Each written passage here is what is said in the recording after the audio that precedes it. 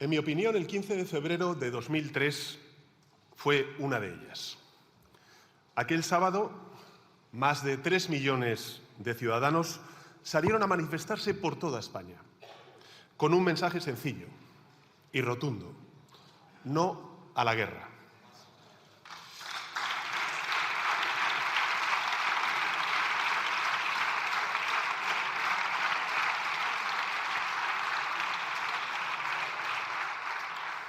Como muchos otros conciudadanos, yo fui uno de ellos.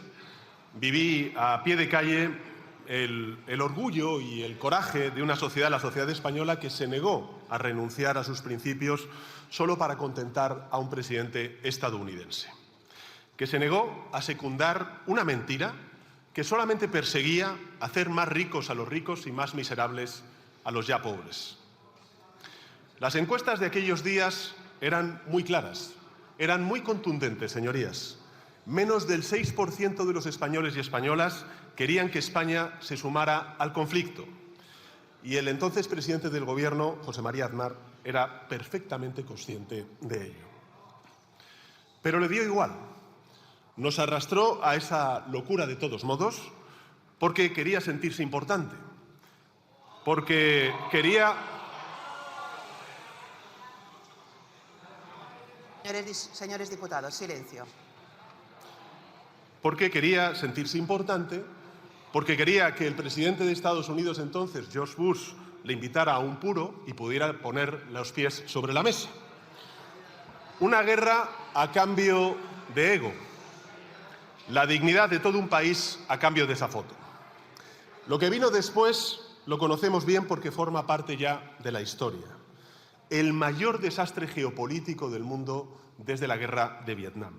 La guerra de Irak, por cierto, precipitó la guerra en Siria, galvanizó a Al-Qaeda, estimuló la creación del Daesh, del mal llamado Estado Islámico, y paradojas de la historia, señorías, paradojas de la historia, reforzó enormemente al régimen iraní de los ayatolás a través del llamado creciente fértil chií. En Europa, esta guerra, la guerra de, entre otros, Aznar, provocó tensiones entre los Estados miembros. Recordarán ustedes la vieja y la nueva Europa en función de si se estaba alineado con el derecho internacional o no. Provocó también un incremento sustancial de los precios de los combustibles y también de la cesta de la compra.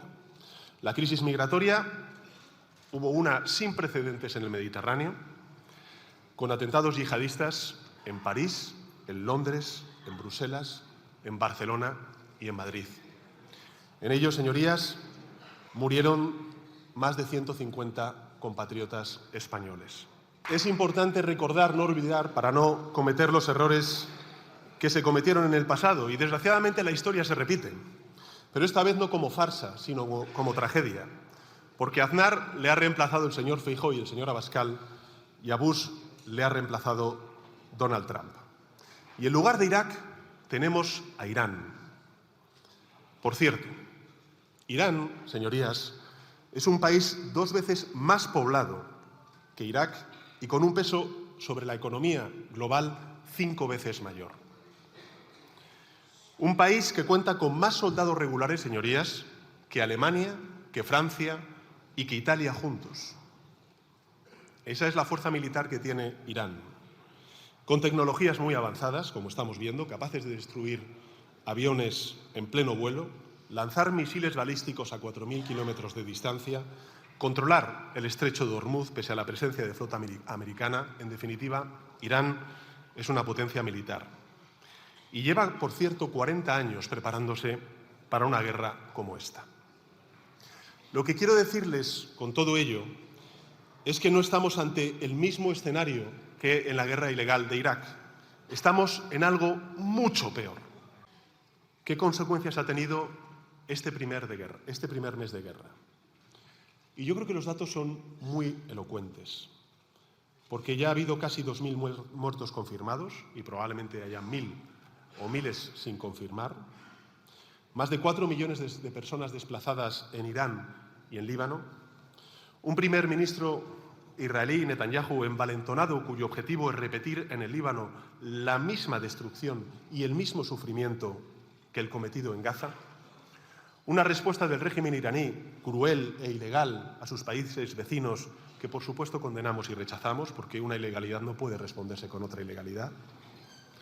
Unos 12.000 millones de euros, o de dólares, mejor dicho, de dinero público gastado en operaciones militares.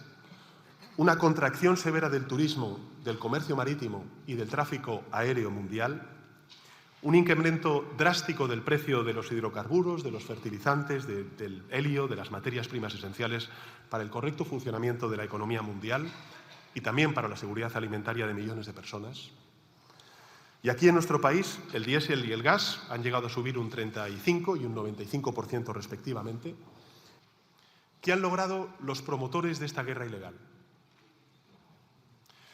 A mi juicio, han logrado lo siguiente.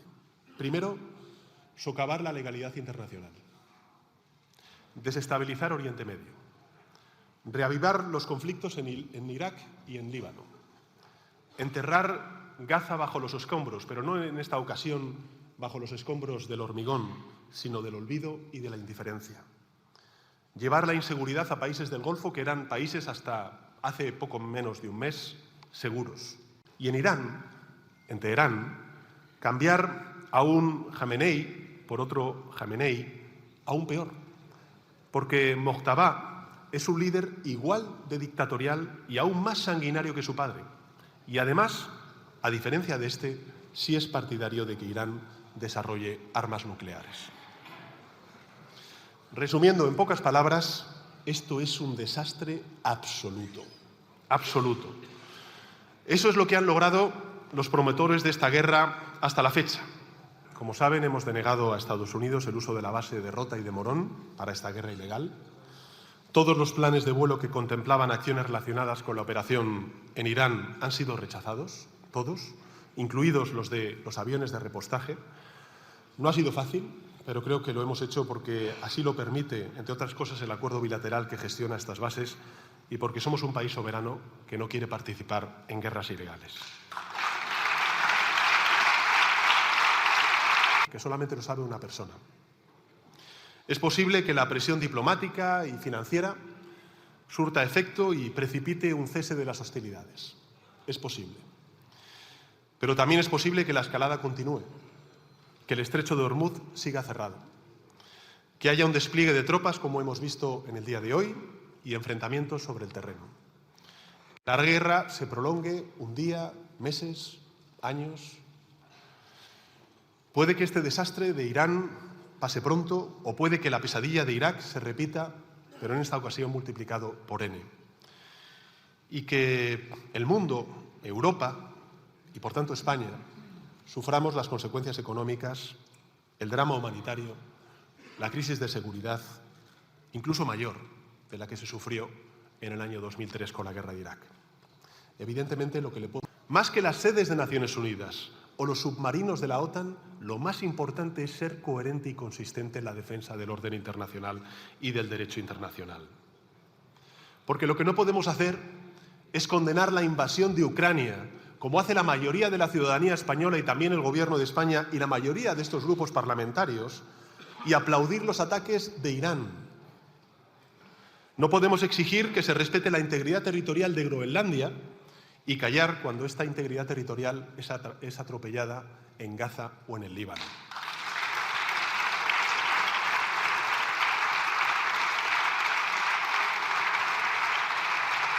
Jelajahi cara baru mendapatkan informasi. Download Metro TV Extend sekarang.